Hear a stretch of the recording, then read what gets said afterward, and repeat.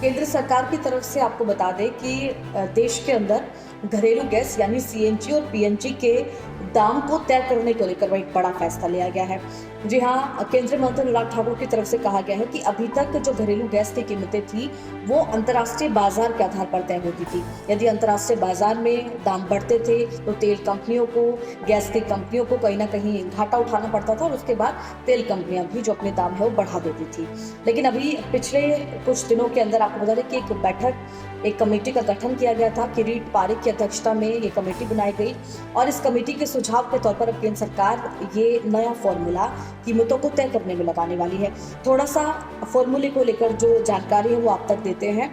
अभी तक अंतर्राष्ट्रीय बाजार में कीमतों के आधार पर ये तय हो रहा था। अब केंद्र सरकार की तरफ से सीएनजी और पीएनजी के दामों को लेकर अब सीधे इन दामों का जो लिंक है वो देश के इम्पोर्टेड क्रूड के साथ लिंक कर दिया गया है।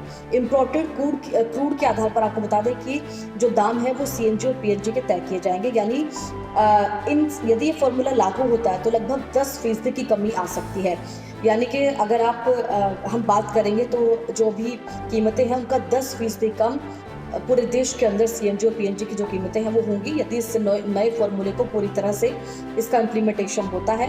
और जो अंतर्राष्ट्रीय जो क्रूड के साथ लिंक फिलहाल किया गया है उसमें इंडियन बास्केट क्रूड के आधार पर ये कीमतें तय होंगी और इंडियन बास्केट क्रूड का जो मूल्य होगा उससे 10% कम भारत के अंदर अब सीएनजी पीएनजी यानी कि जो घरेलू गैस के दाम होंगे वो रखे जाएंगे।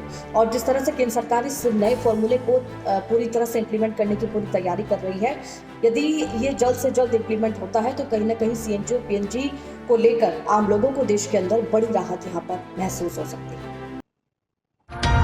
नेटवर्क 10 को लाइक करें, फॉलो करें और शेयर करें। जय हिंद।